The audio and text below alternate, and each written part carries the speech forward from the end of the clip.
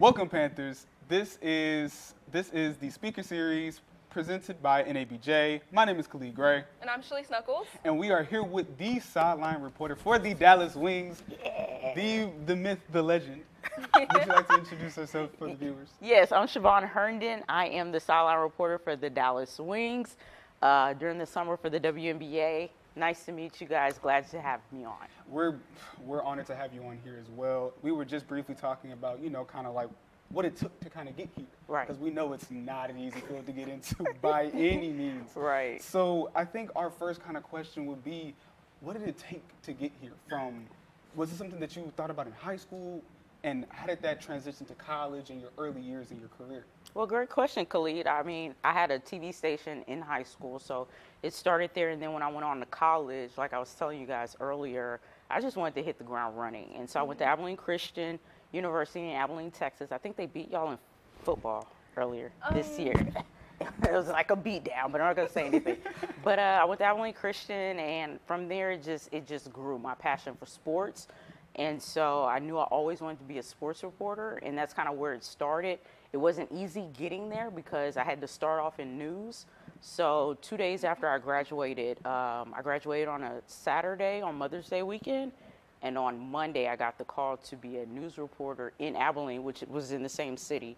And so I did that for about 8 or 9 years, went on with ESPN, did some behind-the-scenes stuff that I'm still doing now. And then after 10 years, I decided to jump back in there.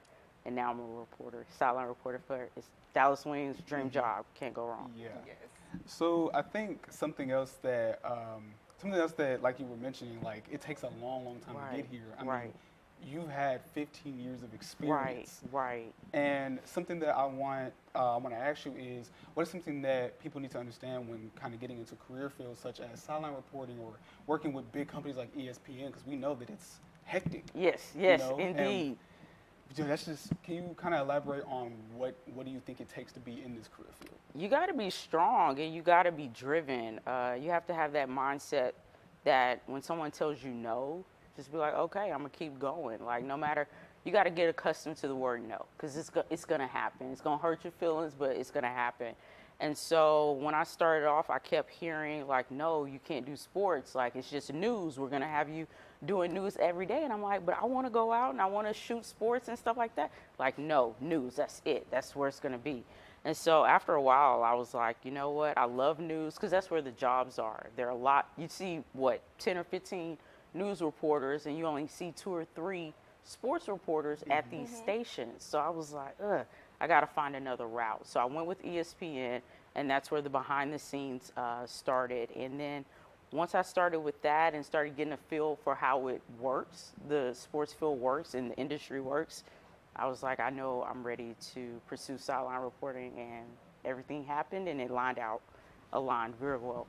Yeah, so when you hit the ground running, how many connections, how did your network work during that chaotic time? Well, you got to think about it. So after news reporting, like I said, I went with ESPN. So even though I was working behind the scenes, I was still making those connections.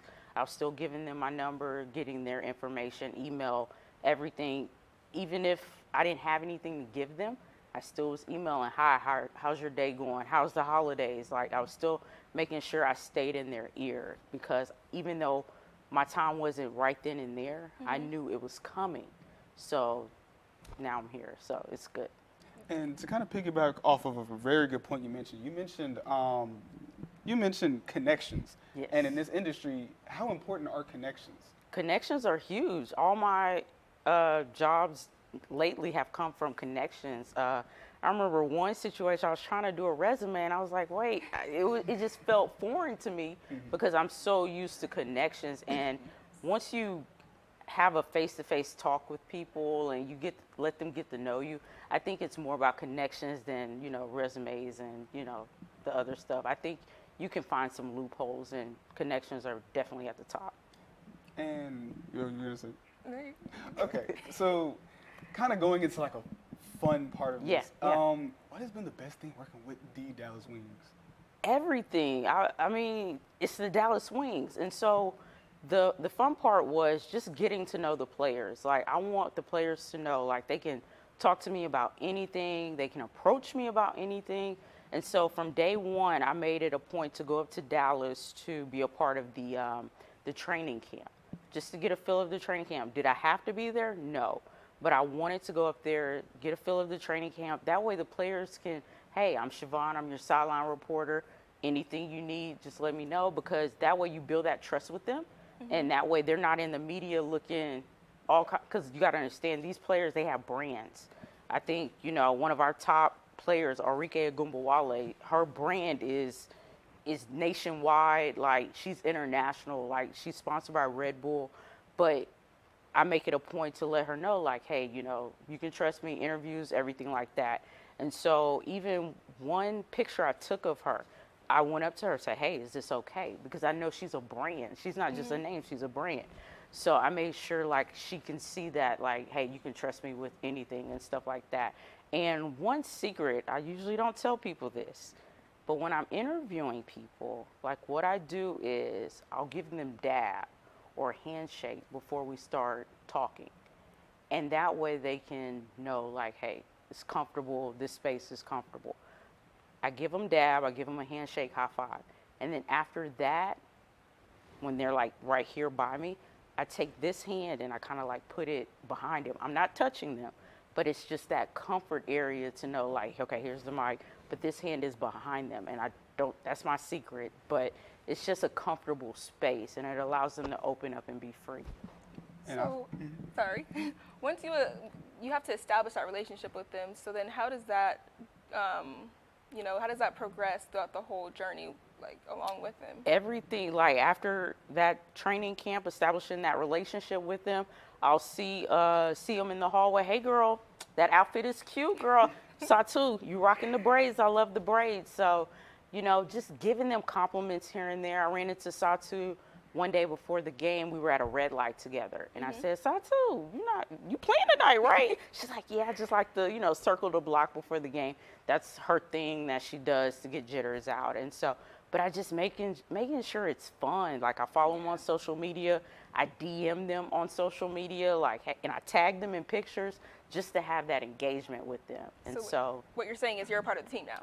Like, they my girls. Yeah. Like, I really do miss them. Like, the season is so short, So hopefully the WNBA will look into extending the season. But part of the team. Yeah, I go to the practices. I'm a part of the team, but I also keep it professional, as much as possible, But I think once you kind of like let yourself, just relax with them, they're more open and free, and they're really the nicest people you'll ever meet, for sure. And I really feel like the importance of building that bond and that relationship with people that you're talking to on a daily basis is really important. Right. Because if you're not going to be cool with people that you're talking to, they're not going to want to give you the right answer. Right.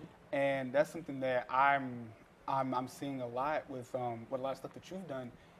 Like you said, you've made them comfortable, and that always yields good results. Right. And something else that just want to talk about is has there been any like challenges being a sideline reporter in your career? I try. You have challenges here and there, but I know one game in particular, we talked about rehearsing. You said you rehearsed your questions to me before. So my first hit, I had rehearsed my, first hit all the way to Dallas, 4-hour drive. I'm practicing what I'm going to say, turn the radio down. I'm rehearsing my lines. And then an hour before the game, one of the players couldn't play. So they're saying, ShaVonne, we're going to have you talk about it. We're going to have you do an injury report. 4 hours of me driving. I memorized what I was going to say. So I had that wrench thrown at me hour before the game, but I made the best of it. You're going to make mistakes. And I think that's why, viewers like open up to you more. Like, I have fans coming up to me after the games. Oh, we love you, and that fan support is huge. But I think you want to be relatable to them. Yes. So when you slip up on air, hey, you keep going. You keep talking, because that's what I think they like, that because it shows that you're human. So it's okay. Yeah. And big on the human thing, because a lot of people think that we're robots. Right, Yes. right. So Exactly. it's like you have to say the right thing. Right. You have to Right. memorize everything. And Right. it's something that I feel like is being human is starting to become an alien concept. Right. And I'm so glad that you mentioned that.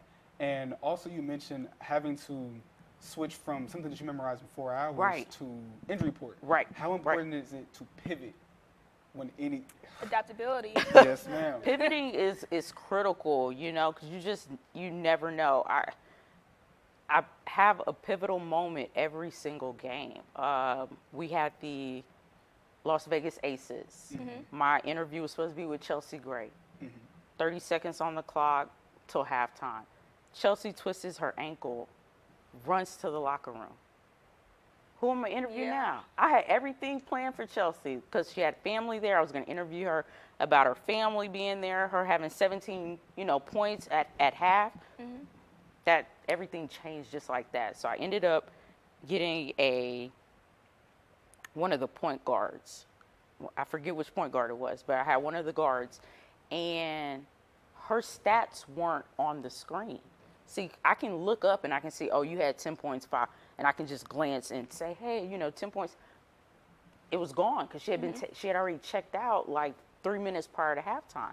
And so, hey, you just have to go with the flow. Like, hey, what are you seeing on the offensive end? What are you seeing on the defensive side of the ball? You guys are up by 2. What changes are you going to make in the second half? You just kind of keep it generic, but at the same time, And that's another thing, like, not only do we interview the Wings players, there are times where Aces are in town or the Sparks are in town, and we have to interview the opposing team. So it's important not just to know your team, but to know the other team as well.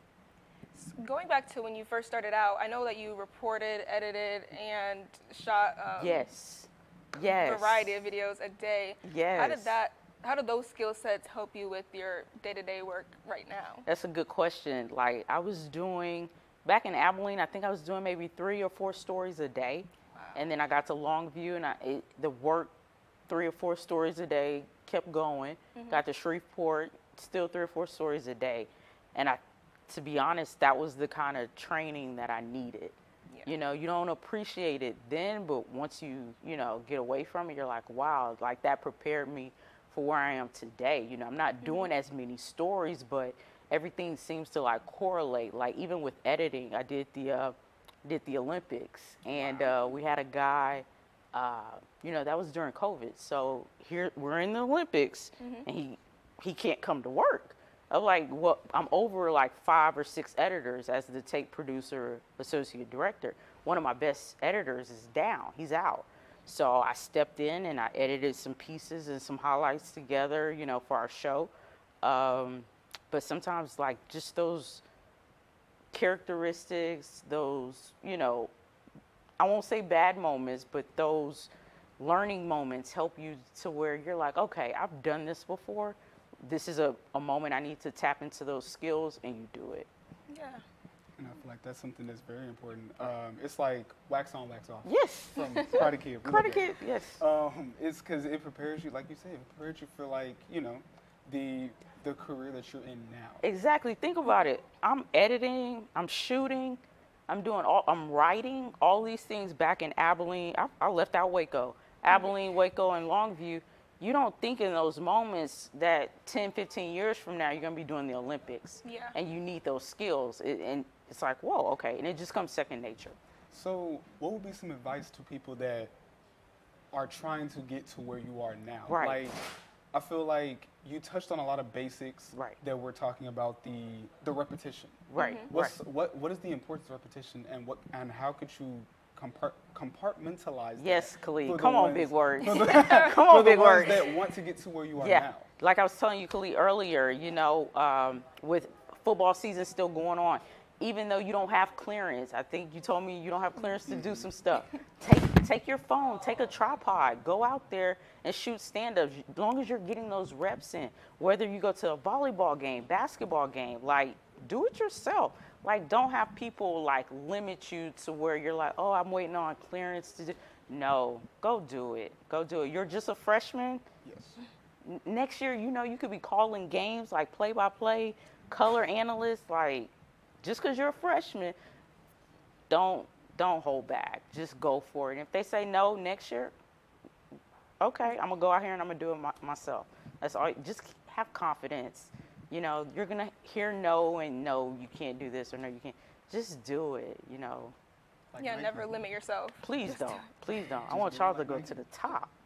Just do it like Nike. Yeah. Yes, yes, yes. This is a bit of a fun question. So where do you get your outfits, your heels, Girl. and how is it Yeah, like walking on that outfit- court? That outfit is So, fire. this is what I struggled with at first in Dallas.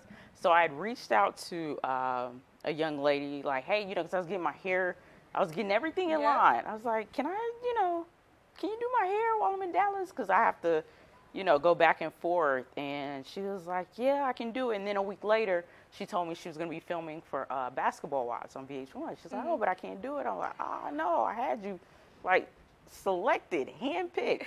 And so I was able to find somebody else, and they did a great job. I switch it up. I go braids. I go, bundles, plural bundles. And so I just switch it up. I try to look my best. For makeup, I go to, is it Sephora? Go to Yeah. Sephora and Ulta Beauty. Ulta, Yes, yes. Just something quick, something light, but I had a system. I had a system in my suits, and I'm just online shopping every minute. So Because that suit is fire. everybody, That's a like, fire suit. and I It think is. that's what it was. Like this whole season, so many people like complimented my outfits and like Yes. my shoes, and that's just my personality coming out. Like even the players, they were like, "Oh, you like," and I'm like, I'm trying to like. They have such a level of style. Like I just felt like I was just trying to meet their style. Like I was like, "Oh, I need to do this," and there were sometimes I would go outside the box and do something different. But literally, my inspiration came from what they were wearing, like Yeah. all the time. Yeah. So I think something that I want to ask is like how important is personality? It's huge. I mean, you can see it in someone's clothes. You have to be outgoing. You got to be able to talk to them. So, like I said, I look at their style because I want to match them. Because a part of me is like I appreciated all the players so much, and I loved every single one of them. Just like I was proud of them for the run that they made during the season, as well as during the playoffs. I want them to be proud of me too. So I want it to go hand in hand. I want them to be like, that's our sideline reporter. Right. Like when they go to other cities and they see reporters and stuff, I want them to be like, nah, that's our sideline reporter. Because sometimes I felt guilty having to interview other teams because I was like, okay, this is Brianna Stewart, but like I wanted them to know Yeah. like my loyalty is to them. wins. Whenever you have a team, you're the team reporter, like you got to show some kind of loyalty. So I kept it calm on the pictures with the other team and stuff. I'm like, yo, this is Stewie, like MVP, Yeah. I have Asia Wilson, like I just interviewed Asia Wilson. So, you say you want to do Dallas Mavericks, being a team reporter is like the ultimate dream job. Like where Yeah. you have just one team, that's what it's all about. It's really nice. It's like an It's ultimate nice. fan. It's nice. Trust me, it's nice. My last question that I have Okay. is how do you remember all of these names and the pronunciations? Okay, and- okay. That's a good question. I'm glad it's basketball Yeah. because you're looking at 12 players. Mm-hmm. So I'm glad it's basketball. Now when it's football, it gets to be a little complicated there. I was doing some sideline reporting from McNeese, and I had to kind of condense it to where, okay, these are the top players, even though you have a little couple over here sprinkled out. But, once it gets to be football, that's a lot of studying. You got to know, like, where they eat at, how many kids they have. Like, you got to know so much. But it's possible. You just got to keep studying day in and day out. Like, that's one of the things I did throughout the season was that I tried to pick up something every day, something new about one of the players on the team, like something I didn't know before, whether it meant me Googling like something they did in college or something they did growing up. I was always trying to find out new information every single day as possible. Oh, you got your uncle, coming to the game tomorrow? Okay, tell me a little about your uncle. Oh, he helped you play basketball. He put the ball in your hands. Like, I want to know those stories that no one knows about, and so I made sure to get that out there. I did our head coach, Latricia Trammell, her family came to a game. Yeah. And they had shirts on, but shirts are normal. So I was like, why do you have that folder in your hand? They all had manila folders. And they're like, because she was always carrying a folder with her when she was, growing up, trying to be a coach. And I was like, that's the story I'm going to tell. So another interesting story I had Brittany Griner, her first game back to Texas, everything that happened with her. And so even before I got to Dallas, I reached out to her high school coach. I talked to her high school coach before I got out there, got some sound with her, and that was just through my phone, phone recording, just little things like that. And she sent me over some pictures of her and Brittany when Brittany was in high school. But those little things, just going that extra mile. And so we were able to use those pictures in the broadcast. And you got to think about it. Every single game Brittany did this season, people were talking about her being back, because that was the huge story in the WNBA. But do you think anybody had those pictures?